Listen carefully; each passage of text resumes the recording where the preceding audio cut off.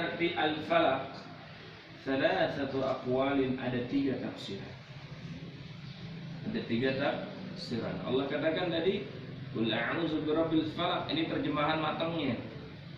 Aku berlindung kepada Rabb al-falaq. Apa makna falaq?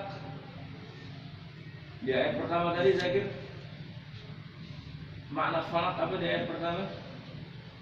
Artinya? Nah, jadi artian matangnya di Quran terjemahan adalah subuh. Ya, artian matangnya adalah subuh. Sekarang kita lihat al-falaq, ya, ditinjau dari tafsir, ada 3 pendapat. Yang pertama adalah annahu subhu. Annahu subuh, sebagaimana terjemahan matangnya, yaitu subuh. Wa minhu, dan di antara tafsiran yang lain, falikul isbah. Falikul isbah, Allah yang membelah fajar. Ya, Allah yang membelah subuh. Maksudnya dibelah apa sih? Kok subuh dibelah? Kok fajar dibelah? Maksudnya apa? Menjadi terang. Dibelah. Fajar itu kan gelap gulita, Mas. Fajar ada 2. Ada yang namanya fajar kadzib dan fajar shadiq. Apa? Fajar kadzib dan fajar shadiq. Sunnahnya ketika Ramadan di zaman Rasulullah SAW itu azannya 2 kali. Ya, yang pertama pada fajar kadzib, ya, itu sekitar 1 jam sebelum azan subuh, agar mereka menyiapkan, biar ibu-ibu di rumah menyiapkan makanan untuk sahur. Biar orang yang masih berada di masjid, baca Quran dan lain sebagainya segera pulang untuk makan sahur. Tapi kalau di negeri kita ini biasanya kalau yang nginep di masjid, ya iktikaf dari malam pertama, biasanya sahur itu sudah disiapin. Tapi ada juga yang enggak. Ya, kayak di musola kita ini enggak disiapin. Ya, karena memang ada juga yang ini iktikaf. Dia menyiapin siapa? Dulu zaman saya sama Pak Ferry itu nah kita ya Pak Ferry, ya, beberapa kali kita sama teman-teman semua ini, sama para masyayikh yang ada di samping kiri antum, samping kanan antum, pernah kita dulu. Ya. Kalau besok antum mau itikaf boleh, ya. Tapi saya sama Pak Budi tinggal, Pak Budi pulang kampung. Ya, lanjutin ya, itu ya. Jadi Allah yang membelah fajar. Qala Az-Zamakhsyari, ini seorang ulama tafsir. Ya. Dia mengatakan huwa fi'lun bima'na maf'ulun. Falak ini sebenarnya jabatannya adalah fi'il, tapi maknanya adalah maf'ul. Tidak perlu kita panjangkan di permasalahan ini, jadi ini panjang sekali katanya dengan pembahasan ilmu nahwu ini panjang.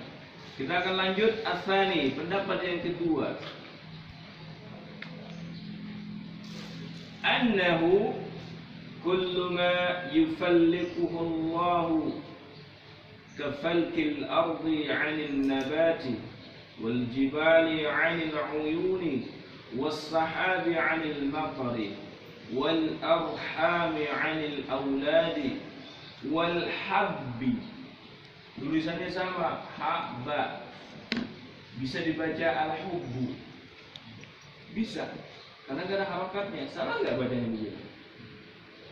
Sah-sah aja. Karena gak ada harokatnya, antum bebas baca. Tapi artinya kemana-mana. Ya. Wal habba wan nawa wa ghairi dzalik.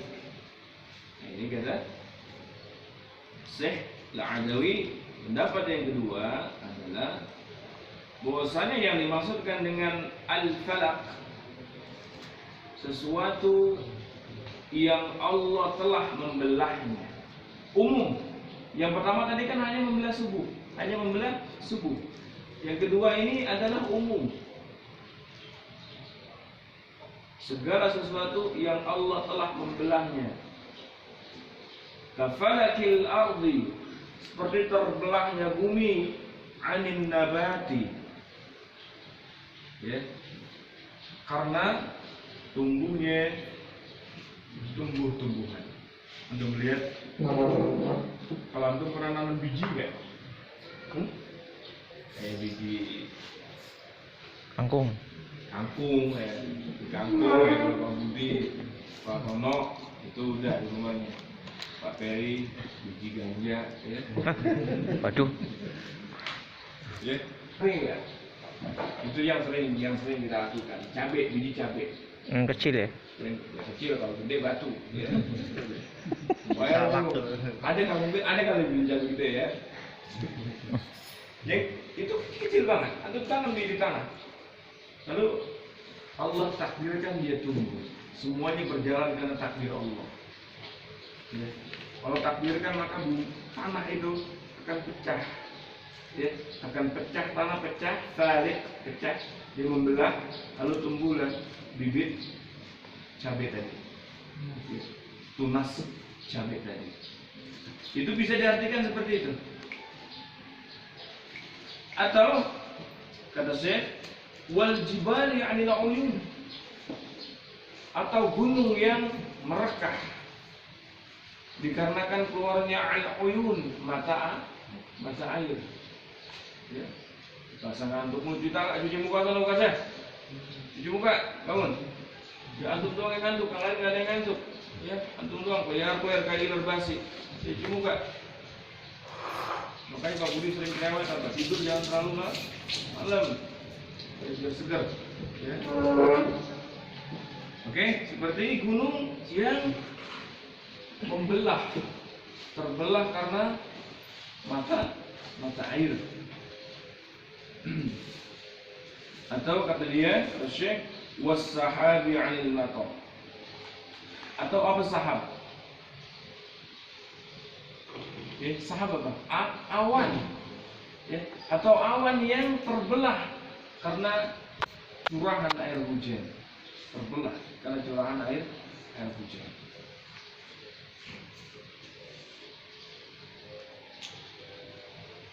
Wal arham 'anil aulad, ini tidak ada terjemahkan belum waktunya itu. Ya. Wal habba wan nawa, begitu pula terbelahnya biji-bijian. Jadi al-hab wan nawa artinya sama, biji-bijian. Bedanya apa? Kalau al-hab adalah biji-bijian yang bisa dimakan.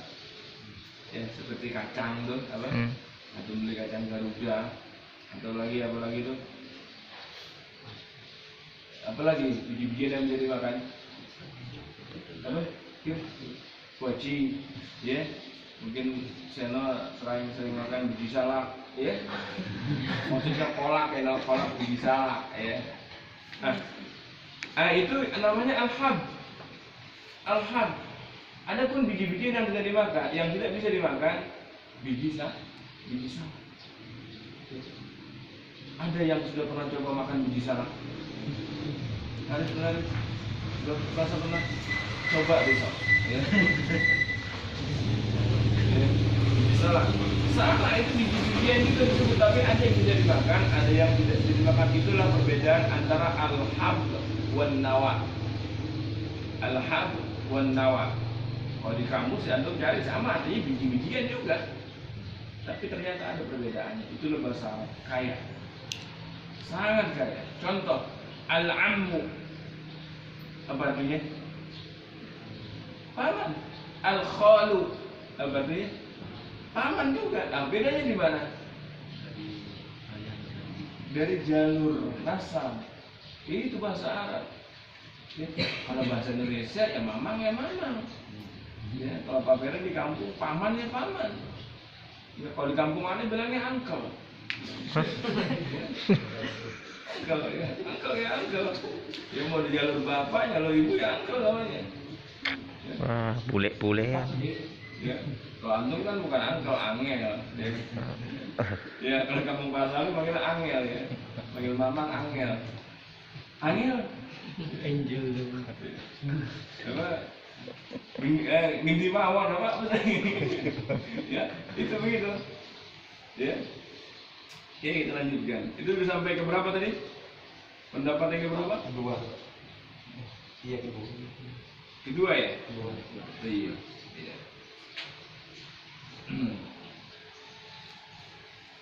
Pendapat yang ketiga ini semua ya. Pendapat yang ketiga ini serem loh. Ya. Pendapat yang ketiga adalah annahu jubun fi jahannam. Ya. Ada lembah yang terbelah di dasar jahannam. Ini yang ketiga. Jadi kalau ada yang menafsirkan tiga ini, ya tiga-tiganya benar.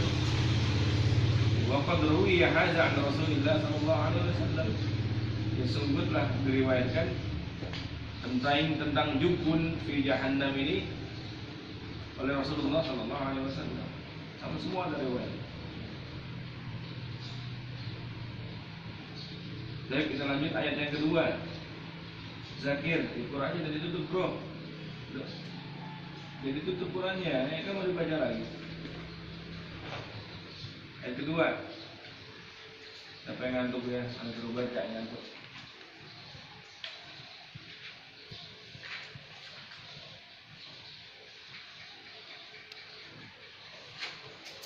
Ya, ada. Jadi kasih Pak. Lupa baca. Min syarri ma khalaq. Gimana? Dari kejahatan makhluk yang dia ciptakan. Nah, itu yang kedua ya. Min syarri dari kejahatan ma khalaq, segala sesuatu khalaqa yang telah diciptakan. Hadza umumun fi jami'il makhluqat.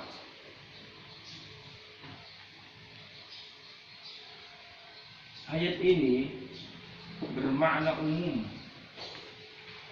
fi jami'il makhluqat, yang mencakup seluruh makhluk Allah, seluruhnya. Wa syarrihim wa anwa'un katsirah, dan juga ayat ini mencakup segala macam keburukan. Anwa'un katsirah, macamnya banyak sekali, jenisnya banyak sekali. Nah, jadi ternyata Allah Subhanahu wa taala memerintahkan kepada kita untuk senantiasa memohon perlindungan hanya kepadanya dari perkara ini. Di antaranya doa yang Rasulullah sallallahu alaihi wasallam ajarkan. Azkarus sabah wal masa. Pendek. A'udzu bikalimatillahi tammati min syarri ma khalaq, sama dengan ayat kedua. Min syarri ma khalaq. La yadurruhu syai'un hatta yartahala min makanihi. Dia tidak akan ditimpa mudarat sedikit pun kalau baca zikir tadi hingga ia berpindah tempat duduknya, hingga dia berpindah tempatnya dari tempat yang satu ke tempat yang lain. Antum di tempat ini nyampe plek, a'udzu bikalimatillahi tammati min syarri ma khalaq. La yadurru syai'un, maka tidak ada sesuatu pun yang bisa memudaratkan antum kecuali antum pindah lupa baca, bisa jadi akan ada kemudaratan. Selama antum nggak pindah sampai pantat antum panas duduk di situ, insya Allah tidak akan ada keburukan. Antum keburukan jangan hanya berpikir, wah nanti ada setan, ya, atau nanti ada jin yang mengganggu. Bisa jadi antum duduk kejatuhan kipas angin, keburukan bukan? Kan. Ya. Bisa jadi antum duduk ternyata antum megang kawat setrum yang udah potong, itu keburukan. Tapi ternyata misalkan saya sudah baca a'udzu bikalimatillahi tammati min syarri ma khalaq. Ternyata saya duduk di pojokan. Ya. Contohnya ada kabel yang terkelupas, antum kesetrum, modar, meninggal dunia. Wah, berarti enggak gitu doa. Ingat, doa itu merupakan ikhtiar kita. Ya. Bukan faktor utama, tapi asbab. Apa asbab? Sebab. Sebab. Jadi merupakan sebab. Baginda Rasul Sallallahu Alaihi Wasallam orang yang paling banyak zikir. Baginda Rasul Sallallahu Alaihi Wasallam orang yang paling banyak baca Qurannya. Berapa tidak? Kalau sholat malam bacaannya Anas bin Malik ngikut nimbrung dia. Rasulullah lagi sholat, nggak ngajak jamaah. Inilah dalil bahwasanya boleh sesekali ia mulai berjamaah. Tapi ada catatan. Wah, kata si Iwan boleh katanya. Tapi ada catatan. Yang pertama, tidak diniatkan dari sore jamaah yuk. Apalagi diumumkan tes para jamaah, para warga Taman Anggrek. Nanti malam kita mulai berjamaah. Tidak. Contoh, Pak Ferry lagi sholat, dia mulai sholat kan rumahnya, ya. Pak Budi sama Pak Koma sama Pak Salih datang lagi ronda ceritanya. Karena di sini ada ronda dulu. Nggak tahu sekarang. Masih ronda? Udah, alhamdulillah. Nah, tiba-tiba Pak Budi nepok ke pundaknya Pak Ferry. Pengen jamaahnya tuh. Boleh nggak? Boleh nggak? Nggak boleh, karena dia nepok. Ya, nggak boleh, nggak ada dalilnya. Yang boleh jamaahnya, nepoknya nggak boleh. Kenapa orang sholat itu lagi khusyuk?